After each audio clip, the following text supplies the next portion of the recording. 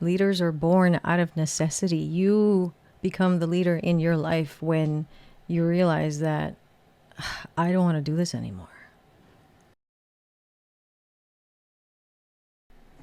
Hey, what's up, y'all? And welcome to another episode of Soul's Purpose Podcast, the podcast that aims at keeping you vibing high when you're feeling low.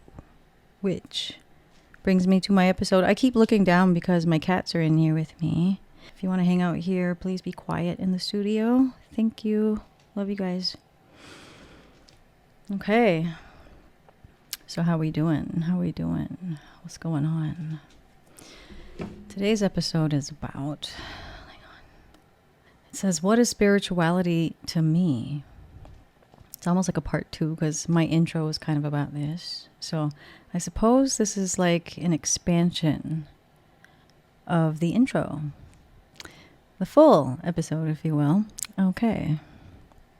Recount lessons from latest experience. The friend who had ulterior motives. What that taught me about intentions and how you want to connect, type of connections, has consequences. So I guess in my last video, my last episode, I talked about connections and my experience with one, the latest one. Yang, can you go over there? Why are you guys messing around? My cats are right here. We're just going to have to deal with it. Okay. This is real life. Real life. The Sims life. Okay. So in my last episode, I had talked about my own experience recently, and that's why that video, or rather that podcast episode, was made about connections. And basically the update with that video, or with that story,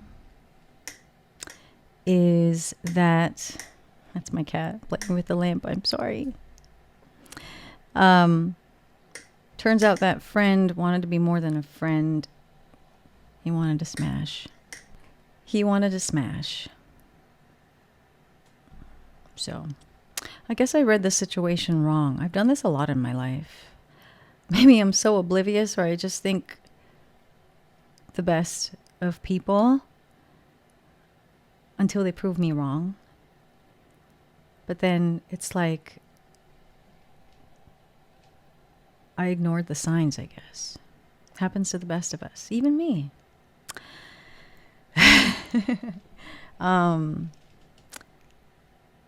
But yeah, I suppose my hope was that people want to show their real personalities and their real selves, no matter what the agenda.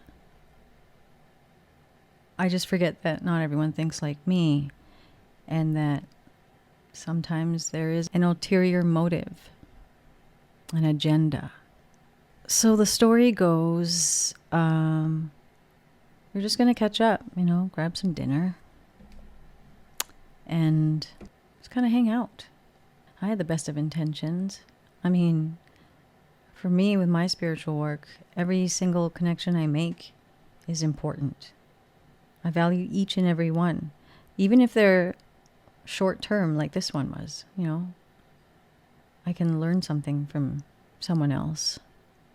So why not be open? So I had the best of intentions. I suppose, even though we discussed it, he had an agenda without realizing he had an agenda. Because when it came time to meet, and at the last minute, by the way, he basically stated that he was going to be upset if we did not have beep. Which was really disheartening because I'm actually really fun to be with and interesting to talk to. But he'll never know. Which, to state the obvious, it's his loss, obviously. But sometimes, when there's nothing left to be learned, then universe says, okay, that's it. So I don't regret anything, really. And so I guess coming off of the last podcast, have you thought about the connections you make, how you make them, why you make them, what your intentions are? Because defining that also will mean that you can better, ask the next person. You can ask more of them. You set the bar high. It's always a good move. Why I am intentional with every single person I meet, and I hold high standards for a genuine connection, and why you need to do the same. I just spoke about this a minute ago, but I'll say it again. At this point of my spiritual work, it is important to me that every single person I meet, I invest with a healthy curiosity, but a deep desire to understand them. Because while we are one collective, we are one, we have so many different perspectives, and there's so much that I can learn. And that's how I evolve myself. That's why I'm doing this in the first place. But now I ask you, what kind of connector are you? What is your agenda? What are your intentions? Let me know in the comments. Okay. Like, I didn't even memorize this, but I'm going off of what I put on my show notes. Because the next part says, ask the audience, what are your intentions? Are you always honest about what you want? If you've manipulated someone in the past, what consequences did you suffer? And what did you learn from it? Oh, that was good. That was good. So let me know. My slow but sure graduation from the 3D to the 5D. Recount experience working in a corporate job to focusing on my spiritual work full time. Oh, what a story. Oh my God.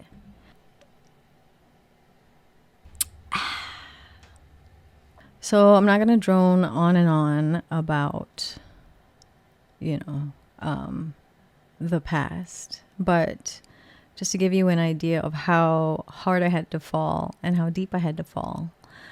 Until I was about to lose my sanity, that I realized, wait a minute. And I just looked at the timer. It said 11:11. Sometimes you can hit rock bottom more than once. But that is what is required in order to have that spiritual awakening, that dark night of the soul type of awareness to get you off your butt and onto the path. Like, leaders are born out of necessity. You become the leader in your life when you realize that I don't want to do this anymore. So I got to that point where I was having nightmares about work, my corporate job. I'm not going to say where, but a very, very, very big brand. And if you know, please don't tell, because they got me on the NDA and I don't want to talk about them anyway. But nightmares about work, nightmares about clients, and wanting to make sure that I fulfill their every desire, because that's what I love to do. I like to make people happy. Learning, again, the balance, the fine line of giving but not giving too much, and therefore depleting my own energy. And that's why I go at my own pace, and I'm proud of myself. But I digress.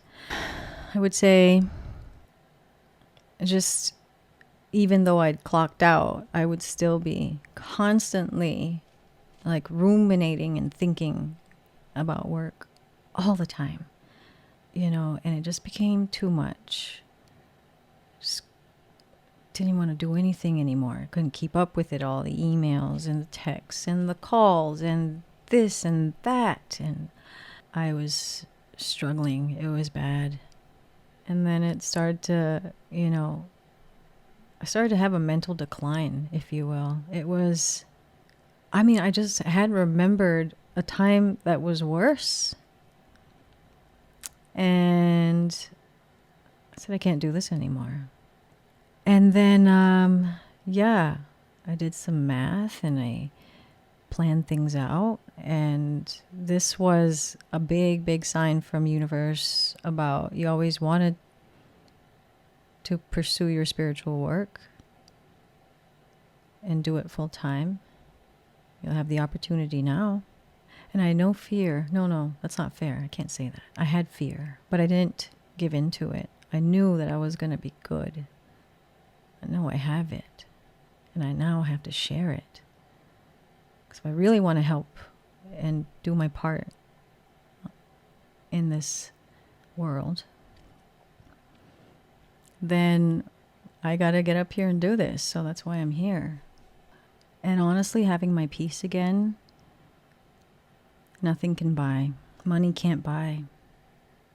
And that'll be another podcast episode, because I don't want to go off a tangent about that. But I feel like it's really important to share, because just, being in other groups with other spiritual workers and light workers and, this spiritual community, there are a lot of people just like me who are just, like on the daily hustle, just the grind. And it was just, and it I guess was just becoming a lot for a lot of people. And if you're listening to this and you resonate with that, let me know in the comments. But the sacrifice has been worth it. It's really worth it. I feel so good being able to do what I meant to do, what I love to do. Because I am love and so are you. And I'm not saying everyone or a lot of people are in a position where they can just, quit their job and just, no, you got to have a plan. You got to make sure you can do certain things and be able to move. But it's really about understanding yourself first and what it is you want to achieve, what message you want to send. I'm not talking about like your spiritual journey.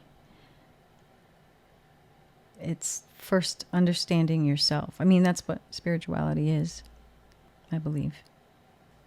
That being said, seeking to understand myself and my ego, imposter syndrome, and the fears of leading a group, speaking vulnerably and deeply connecting with others, learning to trust in others who want to evolve spiritually and live free.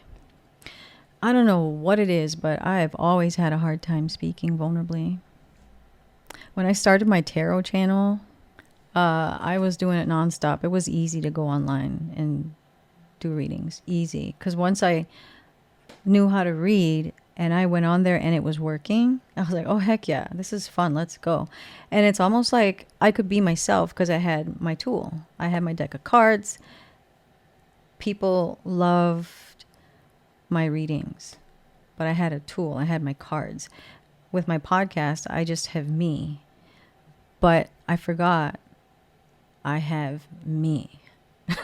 So perspectives is really interesting because, if you're feeling like ass and then you want to get up and do something, you're not really going to be very confident and feel very good. So learning to understand that, just have a healthy curiosity about it and just remember the good in you, your strengths. And once you flip that switch, it's like, I have me. Let me share. You know what I'm saying? This is deep. We're going everywhere today, guys. Please leave me comments. I want to hear from you. I want to hear what you have to say and what you're feeling, what you're thinking. Build our community together. Fears of leading a group. I don't know. I think it's just a normal reaction, a normal feeling. I'm starting my meetup group here for like tarot therapy. I actually used to teach. I used to teach dance classes. So, I mean, it's going to be nothing for me. It's going to be fun. It's just that it's about doing it again after such a long time and then being vulnerable. But it's going to be really good because I know that a lot of people are going to benefit from it. And as long as I remember the end game, it's important work. I must do it. And so I kind of want you to start thinking about what it is you want. I mean, if you're watching this and you've been watching this for 20 minutes, then you're already on a path. Do you know that? Are you aware that you're like kind of opening the door to this spiritual realm, and you're like just kind of curious and wanting to be better. And that's a really good thing. You know, maybe you are finally aware or have awareness about certain like toxic behavior or traits you may exhibit, and you want to work on those things. And that's amazing, because I remember going through that too. I mean, you see me now. Well, I mean, back then, man, I was dumb. I was dumb. But aren't we all? Back then. But everything happens for a reason, ladies and gents. What is the lesson? What can we take from this situation? Why I will and must continue my spiritual work no matter what. The joy, freedom, and love that it brings me to connect others who seek to find their purpose just as I have and am. I just spoke on this a minute ago. To free others of their limiting beliefs and to discover and trust who they really are so they can find their true purpose and happiness. To be free of addictions and toxicity in their lives, or at least be able to thrive even in disaster and chaos that surrounds them. What is a limiting belief? Can be anything. Google it if you want to. I'm kind of interested to see what Google says, but yeah, do it at your own time. But that really is anything that's stopping you from having a wider perspective or a different perspective. You know, especially if you're someone who's stubborn and closed off and opinionated and very firm in your opinions. That is the ego speaking for you. And when you dive into your spiritual path, that is kind of one of the first things to chip away. And it's actually liberating. It's the best. I recommend it. Highly recommend. But are you currently in a dark hole? Are you, on your dark night of the soul? Let me know. Leave me a comment. What do you plan on doing about it? Or what are you doing? And if nothing, that's okay too. I mean, we all have our journeys here. And are you on your spiritual journey? Like, what are you doing on your journey? Let me know. I want to know. I feel like it always comes down to intentions. Everything you do, everything you say, everything you do you have integrity? Do you practice integrity? Do you care? Are you self-serving? Are you self-absorbed? Do you portray some narcissistic tendencies and don't like to admit it? As you go on your spiritual journey, these things tend to be addressed pretty quickly. So, I don't know, are you going through any of that? Let me know, but I guess I'll leave it here. If you like this video, please like it so the algorithm knows it's a good video. And if you want to see what other crazy stuff I do and join my live, the next time I go live, just hit subscribe so you get the alerts. And I'll see you later. Bye.